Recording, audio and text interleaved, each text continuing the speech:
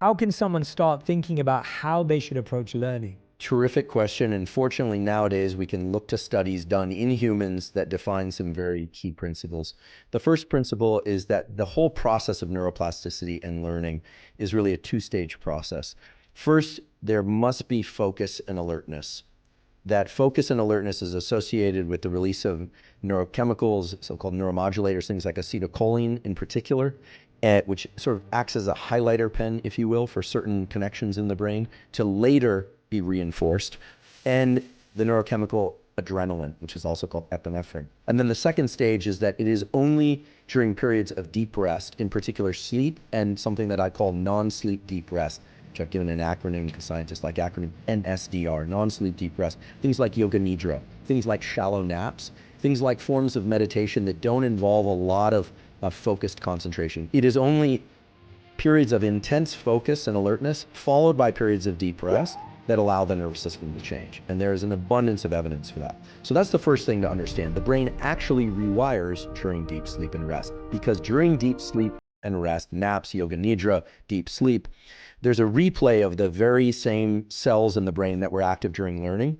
oftentimes in reverse for reasons that are still not understood, but at a much higher repetition rate. So you're actually getting repetitions while you sleep. This is why one will strain to learn a language or a motor skill or maths or something like that over and over and over. It doesn't happen. You take a couple of nights sleep, take a break from it, and all of a sudden it's there. It's because it happens in rest. Now, there's some other things that one can do to enhance this process further that arrive to us from good data. First of all, there's a so-called ultradian rhythm, which is the 90-minute cycles during which we can focus pretty well for a duration of about 90 minutes. Of course, flickering in and out of focus. Nobody really focuses for 90 minutes straight unless they've built up that capacity, or they are very interested in what they're learning, right? They're just wrapped with attention. Usually people flicker in and out. And of course, nowadays, there's a lot of literature and ideas about ways to maintain focus. Put the phone away, limit noise. Some people like background noise, some people like music, some don't. It's very contextual, highly individualized. But 90 minutes is sort of the batch of time that the brain can focus really hard on one thing before it needs a true rest of an hour or two before you can go back to learning or working very hard. The other thing is that there's some very interesting data showing that shallow naps, or NSDR, non-sleep deep rest, done within 4 hours of one of these 90-minute learning bats can be very beneficial for accelerating learning. And then there are these incredible data on so-called gap effects.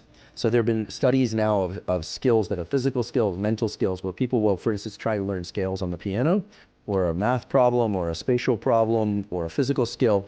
And then at random, every so often, a buzzer will go off and the person will just be told to do nothing. Sit there, eyes closed or eyes open, and do nothing. Just stop the learning process for about 10 seconds and then return to doing what they're doing. These are these little micro rests.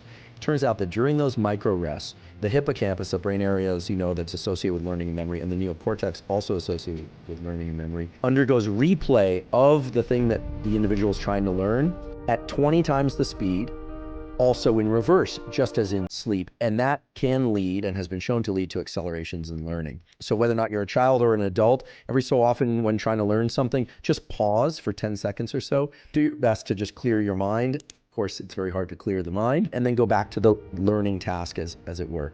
And that has been shown to significantly accelerate the learning process and the retention of newly learned information. How do you think our relationship with learning has been formed over time, hearing from you as well? I think it was the great physicist Max Delbruck who said that, when teaching, assume zero knowledge and infinite intelligence.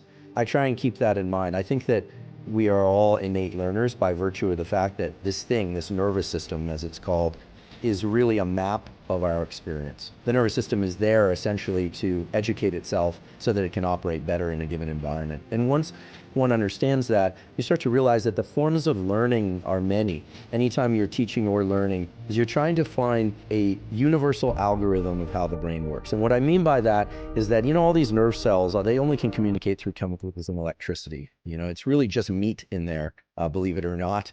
But there are algorithms that are universal. So whether or not one learns better verbally or visually, or whether one has a propensity for math or for verbal subjects, what is true for all of us is that the brain is there always asking questions and trying to make predictions about its environment. And I think what happens is when we're children, we are learning passively all the time. As we get older, and especially as we get to our mid and late 20s, it takes an immense amount of focus and energy in order to learn. But of course, the nervous system can still shape itself well into adulthood, almost certainly for the entire lifespan. But that focus and energy feels almost like an agitation. And I think that as children, we don't necessarily experience that agitation because for better or for worse, we can experience and change passively. Neuroplasticity just happens by way of pure experience. As we get older, mid-20s, early 30s, and so on, that threshold of agitation for people feels like it's something to back away from. But if we can learn to approach that and understand that that agitation is actually the circulation of chemicals, which is the brain and nervous system telling itself, aha, now I need to pay attention and change, we can start to actually modify the way that system works. So that's a bit of a convoluted answer to your question, but I think that at the heart of our nervous system is this ability, these algorithms by which it can change themselves. And it's on all of us to understand that that bit of agitation and discomfort need not be interpreted as discomfort. That's the edge where learning is beginning.